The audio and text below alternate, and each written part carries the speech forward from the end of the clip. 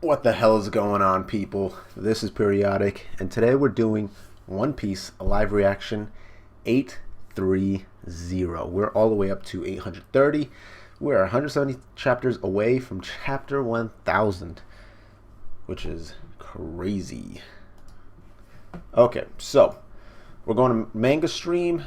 This chapter is called He Who Gets Bet On. And the front cover is Rayleigh and his crew. I don't know if it's his crew or not, or if it's him just in a betting hall, which seems more likely because Rayleigh doesn't really seem like he has a crew whatsoever. Anyway, a bunch of people betting in a little betting hall, and it seems like they're actually in the middle of a bet, and he's telling people like, "Hold on, I'm reading my little newspaper here, so don't disturb me." And as the Sabogi, it says Sabodi Archipelago, from the decks of the world, the 500 million man arc. I already know what the next page is because I checked just to make sure that the chapter was a brand new chapter or not. So I already know that the boss is back. This seems to be a flashback, I think, because it's got the little borders. Yes, it says a few hours earlier before Jinbei's like, Straw Hat Luffy is a man who will eventually change the world.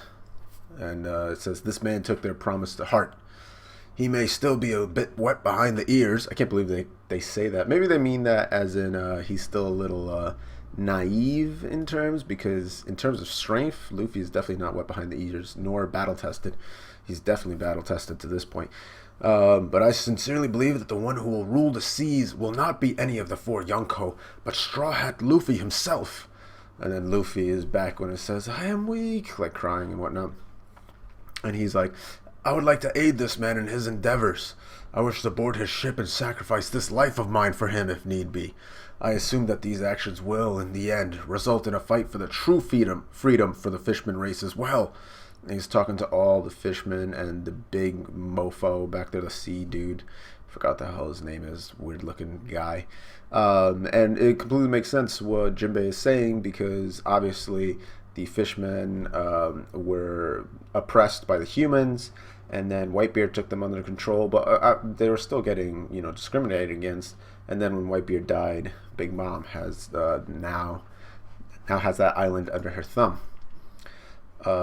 This dude is like, I'm not sure if this is one of the princes, because he's got the spear, but he has his beard now, so I don't know. He goes, over these past 2 years, you've uttered the name of Luffy countless times. If your passion and trust in this man is honest and just, I do not see any reason why you should not turn in your words into actions. Jinbei's like, oh, have I really been talking about him that often? And he's like, go and follow your aspirations, Jinbei. He's like, you guys really okay with this? He's talking to the Sun Pirates, obviously. Captain, why would any of us complain? You, a former officer in Neptune's army, traded that in for the life of a pirate, simply for the opportunity to fight alongside ex-Marija slaves like us. Furthermore, you only accepted the promotion to Shishibukai in order to elevate the status of us fishmen as a whole to the entire world. A little backstory on Jinbei, in case you lay in the pipe, in case you don't know who he is. And we know your reasons for joining Big Mom as one of her subordinate crews was not only to protect all of us, but protect our kingdom using her name. Captain, you've always made decisions in your life based on how it would benefit those around you. You no longer need to carry that burden, Jinbei. And he's like, Here, please think about yourself for once, Jinbei. And they're like, from this point onward, it's okay to follow your own desires and be a bit selfish.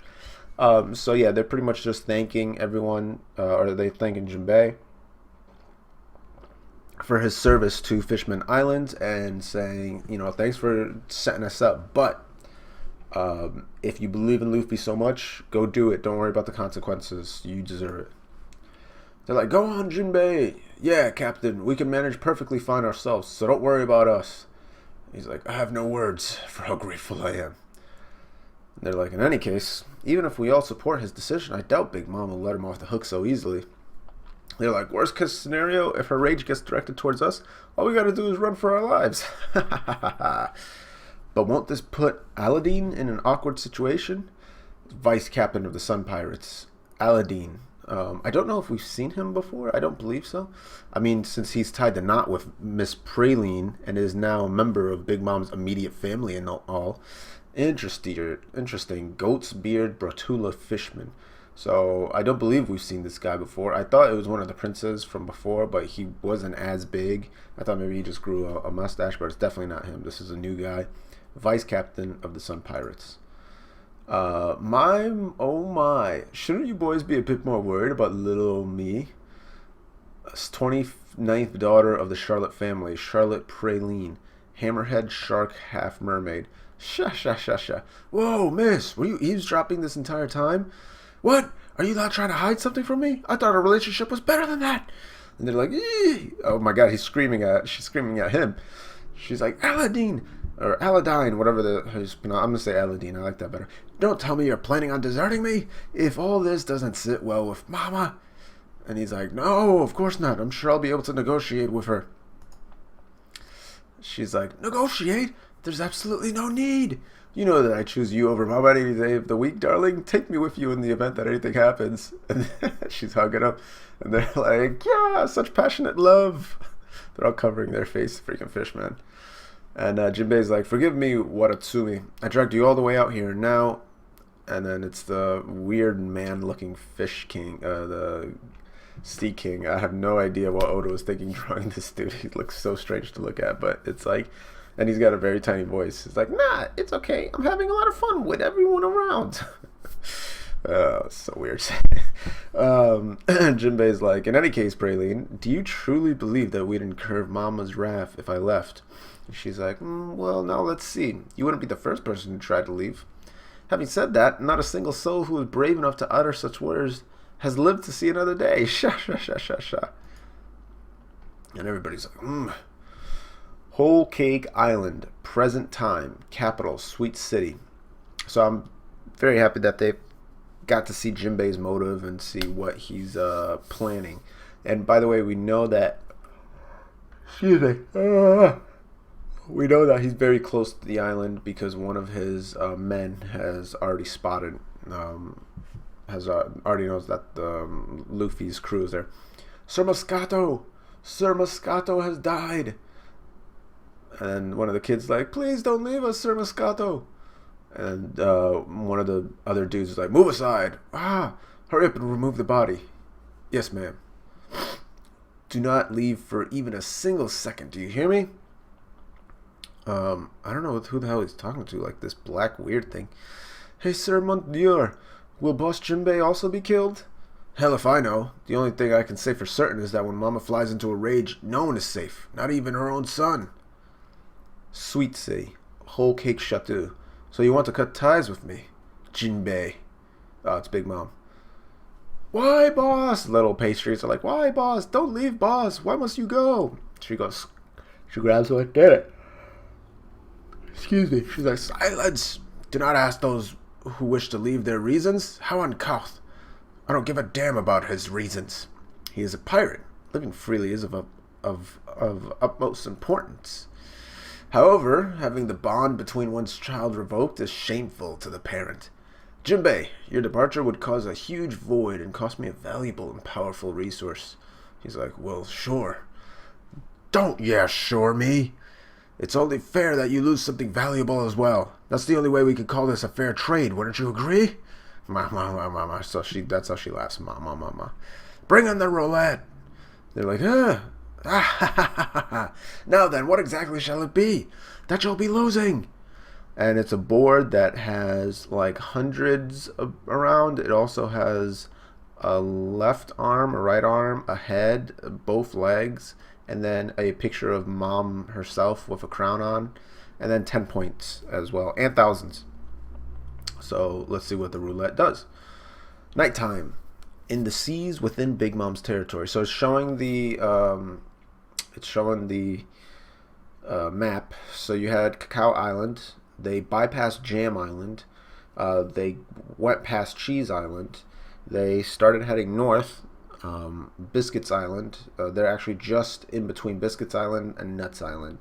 And if they continue going north, Candy Island will be on their eastern side, and they'll finally make it to Whole Cake Island on the west. It's so sweet. Chopper is obsessed with all this food, man. Can't we just stop here and go to sleep for a while? Are you nuts? What are we gonna do if those ants start attacking us again? So it looks like there's a bunch of knocked out ants on the sea. Actually, I'm not sure what they're on. It seems like it's whole because they're standing on it now.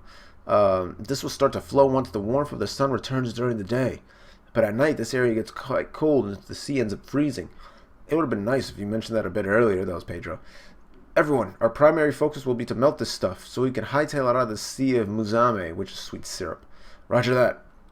Just so we're clear, I've only temporarily put that swarm of ants to sleep. It'd be chaos if they woke up again. I once had my ship eaten down to the last planks by these ants. Yikes. But what were you doing in a place like this? Pedro used to be a pirate, just like Peckham's. What? For real? I honestly didn't know any better at the time. I thought I was simply an explorer, but they ended up putting a bounty on my head. I only accompany Peckham's midway. I'm only sharing this with you because of the trust that has been built. But we were on a journey to discover poneglyphs. Interesting. Why? We just wanted to be an asset to our master, Nekomamushi, in any way we could. The day we finally stepped foot into Big Mom's territory would be the last day of our journey. The truth is, I've fallen here once before. Everyone's like, huh? This is not something I've shared with many. And Kara is like, I had no idea. So this place must bring back those awful memories. No, Nami's like, so this place must bring back those awful memories. He's like, if my experiences here end up aiding us in our plan to rescue Sanji, I wouldn't have it any other way. Besides, I doubt that my tagging along will turn out to be a waste of any of our times. They seem to have like a bonfire going. This is a flash. He's talking about. I was told our Duke and Master showed you all our road poneglyph. He's like, yep. Luffy's like, yep. When I first heard of this, I could not believe my ears. Though you are all our saviors, the last time we showed the outsiders who weren't members of the Kozuki clan was precisely 26 years ago. Feels like ages since we've shown the poneglyph to Goldie Roger and his crew. The Pirate King? Afterwards, Roger made it to Raftel and became known as the Pirate King. I believe that Duke Inarashi and Master Nekomamushi are setting similarities between their crew and yours. They must be confident that you lot will become people who will end up needing the road poneglyph. What will you do after you defeat Kaido? What? That's so far in the future? After that, you surely need to make use of the road poneglyph Big Mom possesses. He's like, what? And if this is the case, you will not have a better opportunity than this, seeing as we've been able to sneak this far into her territory. It would be wise for you to steal her road poneglyph, in addition to rescuing your crewmate Sanji. And Luffy's like, well, Robin did ask us to do pretty much what you just said. When we arrive at the island, would you mind buying me a bit of time? I promise that I will successfully steal the poneglyph this time around. What? If it's for our sake, then we'll go with you. No, please focus your attention on Sanji. Things will get far more complicated once you manage to take him back. Luffy doesn't really understand, but he's like, oh yeah. Alrighty then, I'll leave it to you. Shishi. And Nami's like, wait, that sounded way too easy. Okay, then that's the plan. I suppose Luffy was simply born with this kind of fate. Yo, what does that mean? You say something, Brooke? Oh, nothing. I'm not much different, I guess. You'll get no argument from me. Yo, Chopper's like, The ants are awake! Crazy killer ants with like big teeth, huge mouths. Very odd. Huge panel, but I'm not going to pay much attention. So it shows the moon, and then now it shows the sun the next morning. Hey, wake up, guys! We're here! Whoa! The whole cake island! It's an actual cake! So it's a huge cake. It's got like a bunch of sticks on it that kind of look like candles, but obviously they're just torches. It's ginormous! So this is the island where a Yonko lives. The tallest cake you can see in the distance is the castle where Big Mom currently resides. Castle? Nami, should I go continue going straight? Yes, I've heard that the cave over there is the only location where the security doesn't make their rounds. Ooh, there's someone standing at the coast. They're about to set foot on the island where Yonko resides. Okay, so in the big shot, it does not show anybody standing on the coast. It could possibly be a little dot that's like on the bottom left-hand side of the coast, but from what my eyes can see, what my elven eyes can see, there's nobody there. So that's just, that'll be revealed in the next chapter, and obviously that is not up. So decent chapter. It wasn't fantastic, but pretty much just setting up the next chapter and setting up the fact that Pedro has been to the island before, the fact that Jinbei has his reasons. He truly believes that Luffy's going to be the Pirate King, and that Big Mom, which is odd because Praline said that no one has survived leaving the crew, and it seems like Jinbei, I'm gonna go ahead and take a guess that it's Jinbei on the shore, and I'm also gonna guess that he's missing an arm. That's just my guess. Comment if you think the same, or if you think he's missing some other kind of body part, or if it's somebody else completely. Who knows? But they now are on Whole Cake Island, and I thank you for watching. As always, this is Periodic saying see ya.